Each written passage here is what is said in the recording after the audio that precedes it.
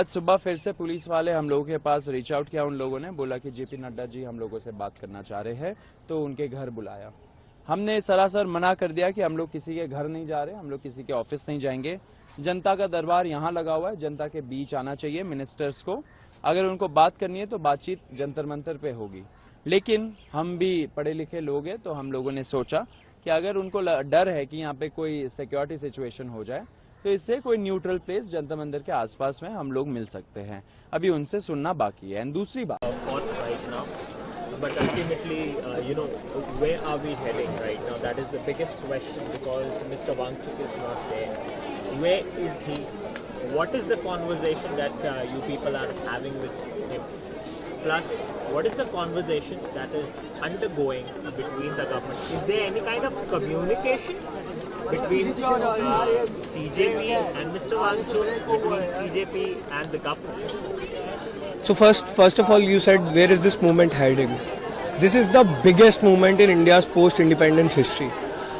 No one, especially the government, would continuously demean the students, the youth of this country. They could have imagined that 20th July will see lakhs and lakhs of students. What's the bigger thing? Even after 20th July ended, it's almost been 36 hours now, there are still lakhs and lakhs of students out there on the streets of Delhi who want justice for the students, who want the demands of this movement to be met. And we have said this very clearly, what happened on 20th was a trailer. If the government doesn't agree, millions more will come to Delhi, because this time will not hold back, will not stay silent. We have seen too much, we have witnessed too much, we have experienced too much. 20th July ko the way the police behaved, we have seen it all now. So the government really needs to get its act together, otherwise the youth of this country is going to take them down, and take them down very badly. शांत क्यों नहीं रहेंगे? हमने कब बोला शांत नहीं रहेंगे? इससे ज्यादा शांतिपूर्वक आप बताइए कौन सा आंदोलन रहा है?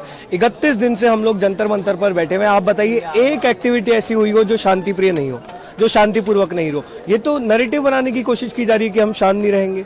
हम तो शांति बनाकर रखे हैं, 31 दिन से शांति बना के रखे हैं। मार्च भी कितना शांतिपूर्वक था।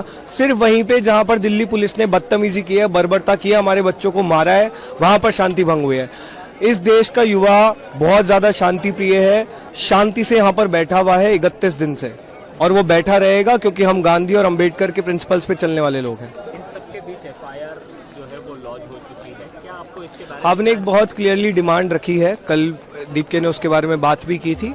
कोई भी प्रोटेस्टर पे किसी भी प्रकार की एफआईआर या फ्यूचर एफआईआर हम लॉन्च नहीं होने देंगे। उसके बिना ये प्रोटेस्ट खत्म नहीं होगा। जहां तक बात हमारी टीम की है, हमारी लीडरशिप की, हमें किसी एफआईआर से कोई डर नहीं लगता है। हम पहले दिन से तैयार हैं यूएपीए एनएसए में अरेस्ट होने को। हमें पता है कि जिस देश के लिए हम लोग लड़ रहे हैं, जिस देश की व्यवस्था को सुधारने के लिए हम लोग लड़ रहे हैं, उसके लिए हमारा जेल जाना एक बहुत छोटी कीमत है। कल न केवल आपके विपक्ष का कई सारे नेता आए, उद्धव जी आए, शरद पवार जी आए, इन सबके बीच कांग्रेस पार्टी भी प्रोटेस्ट करने उतरी, राहुल गांधी को भी गिरफ्तार कर लिया। इन एक्शंस को कैसे देखते हैं? क्या आपको लगता है कि विपक्ष जो है वो अपनी सक्रिय भूमिका में है? The nation is uniting, and they are uniting without any political hedges और वेजेस। अभी हमें चाहिए कि सारे देश के लोग, कोई भी पॉलिटिकल पार्टी, मतलब भाजपा के लोग भी हों, उनको साथ आना चाहिए, क्योंकि एक बहुत बड़ा आंदोलन है, बहुत बड़ी डिमांड है, जेन्युइन डिमांड है। और जो भी लोग अपने लेवल पे कर रहे हैं, सीजेपी के साथ रहकर कर रहे हैं, सीजेपी के बैनर तले कर रहे हैं, we welcome all of them. हमारे लिए युवाओं के मुद्दे उठना इंपॉर्टेंट है, उनके इश्यूज एड्रेस इंपॉर्टेंट है, and anyone and everyone who is doing it, we welcome them. Thank you. ये डेमोक्रेसी का लक्षण नहीं, ये तानाशाही है। और इतने सारे पत्थरों के ट्रक कल कहां से आए थे? यहाँ पर दिल्ली पुलिस परिंदे को भी पर नहीं मारने दे रही है। यहाँ पर हमारे एक एक बंदे की बैग चेक हो रही है, एक एक बंदे की जेबें चेक हो रही है। बैरिकेड्स पर बैरिकेड पूरा ब्लॉक कर रखा था, लोगों को अंदर नहीं आने दिया जा रहा था। ऐसे में पूरे जंतर मंतर के आसपास पत्थरों भरे ट्रक कहाँ से आए? दिल्ली पुलिस इसका जवाब दे। दिल्ली पुलिस ने पहले ही पूरी तरीके से प्लानिंग करके ये ऑर्केस्ट्रेट किया है। कल सिविल ड्रेस में भी कुछ लोग जो पुलिस नहीं थे, उनके हाथ में भी बैटन दे दी थी, डंडे दे दी थी, गुंडे भरे थे दिल्ली पुलिस के वर्दी में। कल नेम टैग हटाकर इन्होंने बच्चों को पीटा है। और ये क्या मतलब क्या चल रहा है इस देश में? 12-12 साल के बच्चियों को मार रहे हो, आप लोगों को शर्म नहीं आती है?